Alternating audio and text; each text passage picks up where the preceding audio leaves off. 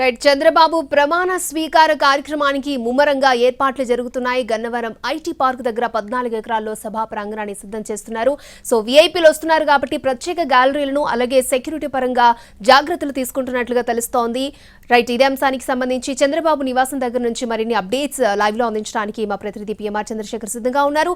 PMR ఏర్పాట్లు ఎంతవరకు వచ్చాయి?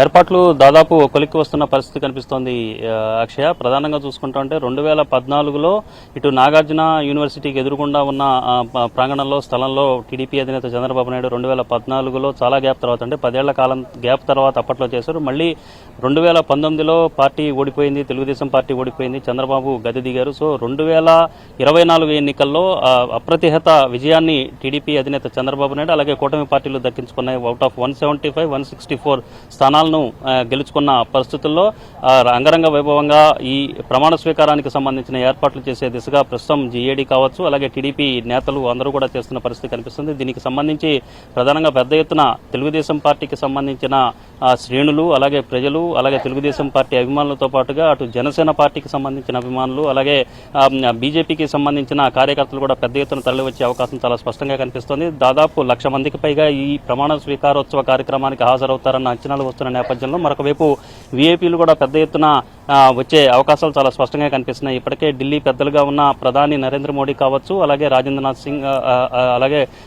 సింగ్ దాంతోపాటుగా అమిత్ షా ఇటువంటి పెద్దలందరూ కూడా ఈ ప్రమాణ స్వీకార కార్యక్రమానికి హాజరు కాబోతున్నారు. మరొక వైపు వివిధ రాష్ట్రాలకు సంబంధించిన ఎన్డీఏ మిత్రపక్షాల భాగస్వాములుగా ఉన్న నేతలు అలాగే ఆయా రాష్ట్రాల్లోని బీజేపీ పాలిత రాష్ట్రాలకు సంబంధించిన కొంతమంది సీఎంలు కూడా హాజరయ్యే అవకాశాలు ఉన్నాయన్న సమాచారం ఉన్న నేపథ్యంలో పెద్ద ఎత్తున అన్ని రకాల ఏర్పాట్లు భద్రతాపరమైన చర్యలు తీసుకుంటున్నారు. మొత్తం 7,000 మంది పోలీసులతో ఈ ప్రమాణ స్వీకారోత్సవ కార్యక్రమానికి ఎటువంటి ఆటంకాలు కావచ్చు ఎటువంటి ఇబ్బందులు లేకుండా బ్యారికేడింగ్ ఏర్పాటు చేయడం, క్యూ లైన్లు ఏర్పాటు చేయడం, దానికి సంబంధించిన అన్ని రకాల వసతులు కల్పించడం. మొత్తం 14 ఎకరాల పరిధిలో ఈ ప్రమాణ స్వీకారోత్సవ కార్యక్రమాన్ని ఏర్పాటు చేస్తే సభా వేదిక కావచ్చు అలాగే ఎల్ఈడి స్క్రీన్లు ఇతరత్ర డి ఏరియా అలాగే రెడ్ జోన్ సో వీటన్నిటిని కలుపుకుని దగ్గర వీటికే 2.5 ఎకరాలను కేటాయించబోతున్నారు. అలాగే వీఐపీ గ్యాలరీ కోసం కూడా కొంత ఏర్పాట్లు చేస్తున్న ఈ సందర్భంలో మొత్తం సభికులు కూర్చోవడానికి పెద్ద ఎత్తున ప్రజలు వస్తున్న నేపథ్యంలో వాళ్ళందరూ ఆశీనులు కావడానికి 11.5 ఎకరాలు అలాగే పార్కింగ్ కూడా కొంత స్థలం కేటాయిస్తున్నారు.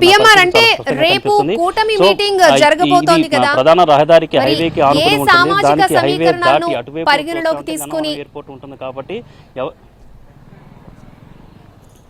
రేపు కూటమి మీటింగ్ కూడా జరగబోతోంది.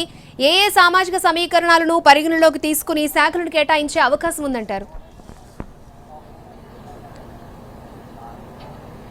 రైట్, ఇది ప్రధానమైన అంశం ఇదే అక్షయ. రేపు కూటమికి సంబంధించిన సమావేశం జరగబోతోంది. కూటమికి సంబంధించిన సమావేశం అంటే అది సాయంత్రం జరిగే అవకాశం కనిపిస్తుంది. ముందుగా 3 పార్టీలకు సంబంధించిన కూటమికి సంబంధించిన అభ్యర్థులు ఎవరైతే ఉంటారో వాళ్ళు ఆ 3 పార్టీలకు సంబంధించిన వాళ్ళు అటు తెలుగుదేశం పార్టీ టీడీఎల్పీ సమావేశాన్ని నిర్వహించుకుంటుంది. మరొకవైపు జనసేన లెజిస్లేటివ్ పార్టీ సమావేశాన్ని ఏర్పాటు చేసుకుంటుంది. బీజేపీ కూడా సపరేట్గా లెజిస్లేటివ్ పార్టీని సమావేశాన్ని ఏర్పాటు చేసుకుని విడివిడిగా భేటీ అవుతారు. ఆ తర్వాత సాయంత్రం ఎన్డీఏ మిత్రపక్షాలుగా ఎవరైతే ఎమ్మెల్యేలుగా ఎన్నికయ్యారో వాళ్ళందరితో కూడా 3 పార్టీలకు సంబంధించిన అధినేతలు అగ్రనాయకులు కూర్చునే అవకాశం చాలా స్పష్టంగా కనిపిస్తుంది. సో ఈ నేపథ్యంలో చంద్రబాబు నాయుడిని రేపు జరిగే టీడీఎల్పీ సమావేశంలో శాసనసభా పక్షనేతగా ఎన్నుకుంటారు. అలాగే జనసేన పార్టీ నుంచి పవన్ కళ్యాణ్ని జనసేన శాసనసభా పక్షనేతగా ఎన్నుకుంటారు. ఇక బీజేపీ నుంచి ఎవరిని శాసనసభా పక్షనేతగా ఎన్నుకుంటారన్న అంశానికి సంబంధించి ఇంకా క్లారిటీ రావాల్సి ఉంది.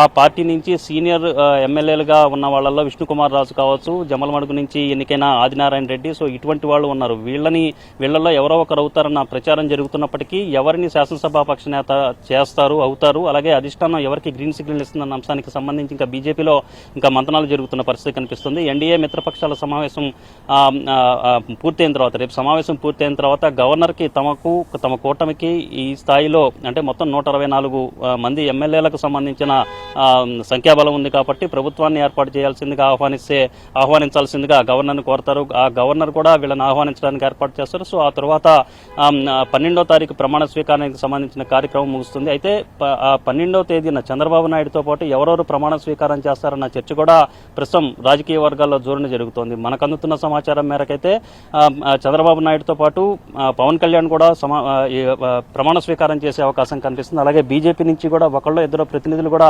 ఈ ప్రమాణ స్వీకారోత్సవంలో పాల్గొనడమే కాకుండా ప్రమాణ స్వీకారంలో భాగంగా మంత్రులుగా ప్రమాణ స్వీకారం చేసే అవకాశం బీజేపీ వైపు నుంచి కూడా కనిపిస్తుంది. సో మొత్తం మీద చూసుకుంటా ఉంటే మనకు అందుతున్న సమాచారం మేరకైతే తెలుగుదేశం పార్టీ నుంచి చంద్రబాబు కాకుండా మరొక 7-8 మంది ఎమ్మెల్యేలు మంత్రులుగా ప్రమాణ స్వీకారం చేసే అవకాశం ఉన్నట్లుగా తెలుస్తుంది. మరొక వైపు చూసుకుంటా ఉంటే జనసేన నుంచి పవన్ కళ్యాణ్ ఒకళ్ళే చేస్తారా, లేకపోతే పవన్ కళ్యాణ్ తో పాటు ఆ పార్టీ ఇచ్చిన జాబితాలో ఒకళ్ళిద్దరు మంత్రులు ఎవరైనా ఒకళ్ళిద్దరు ఎమ్మెల్యేలు ఎవరైనా మంత్రులుగా ప్రమాణ స్వీకారం చేస్తారన్న అంశానికి సంబంధించి రేపు జనసేన పార్టీ నిర్వహించుకోబోయే సమావేశంలో కొంత క్లారిటీ వచ్చే అవకాశం కనిపిస్తుంది. సో ఓవరాల్ గా చూసుకుంటుంటే మనకు అందుతున్న సమాచారం మేరకు 10 నుంచి 12 మంది ఎమ్మెల్యేలు మంత్రులుగా ప్రమాణ స్వీకారం చేసే అవకాశం ఉందన్నట్లుగా తెలుస్తున్నప్పటికీ ఒక చర్చ అయితే తెలుగుదేశం పార్టీలో కావచ్చు, కూటమి పార్టీలో జరుగుతున్నాయి. కూటమి పార్టీలు మరొక వైపు తెలుగుదేశం పార్టీలో కూడా గతంలో ఎన్నడూ లేని విధంగా పెద్ద ఎత్తున దాదాపు 2 నెలలకు ముందుగానే అభ్యర్థులందరినీ ప్రకటించేశారు. ఇది ఒక విధంగా తెలుగుదేశం పార్టీ అలాగే కూటమి పార్టీల విజయానికి ప్రధాన కారణంగా కనిపిస్తుంది. సో ఇదే తరహాలో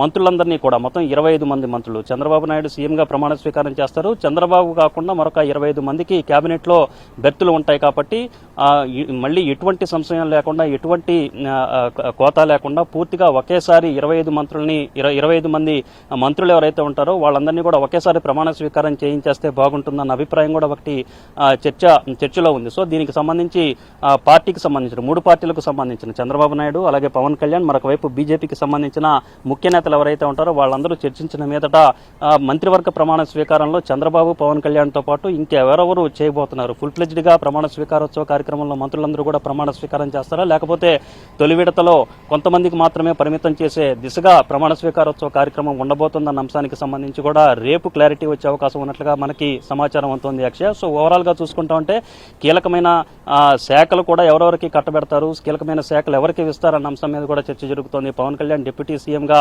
ఆయన డిప్యూటీ సీఎం హోదా ఇస్తారు. సో డిప్యూటీ సీఎంతో పాటుగా ఆయనకిచ్చే మంత్రి పదవులు ఏది ఉంటాయి, ఏ శాఖలు ఉంటాయన్న చర్చ కూడా ఒకవైపు జరుగుతున్న పరిస్థితి కనిపిస్తోంది. సో ఈ నేపథ్యంలో చంద్రబాబు నాయుడు వద్ద ఇరిగేషన్ కు సంబంధించిన వ్యవహారం అలాగే ఎంఏడి అంటే పట్టణాభివృద్ధి శాఖకు సంబంధించిన వ్యవహారం అటు పోలవరం కావచ్చు, ఇటు రాజధాని కావచ్చు, టీడీపీ ప్రభుత్వానికి కూటమి ప్రభుత్వానికి హై ప్రయారిటీస్ గా ఉన్న నేపథ్యంలో ఈ శాఖలను చంద్రబాబు నాయుడు వద్ద అట్టి పెట్టుకుంటారన్న ఒక చర్చ జరుగుతున్నప్పటికీ మరింత లోతైన విశ్లేషణ కావచ్చు, మరింత లోతైన చర్చలు జరిపిన మీదట శాఖల కేటాయింపు కూడా జరిగే అవకాశం ఉన్నట్లుగా మనకు ఖచ్చితమైన సమాచారం మేరకు తెలుస్తుంది అక్షయ. సో ఓవరాల్ గా రేపు 3 పార్టీలకు సంబంధించిన సమావేశం తర్వాత కావచ్చు, సమావేశానికంటే ముందుగా ఈ 3 పార్టీలకు సంబంధించిన అగ్రనేతల భేటీ అయితే కొంత క్లారిటీ వచ్చే అవకాశం, ప్రమాణ స్వీకారోత్సవం కార్యక్రమంలో ఎవరెవరు మంత్రులుగా ప్రమాణ స్వీకారం చేసే అవకాశం ఉందన్న అంశానికి సంబంధించి మరింత క్లారిటీ రేపు ఈ పాటికి కొంత క్లారిటీ వచ్చే అవకాశం కనిపిస్తోంది అక్షయ.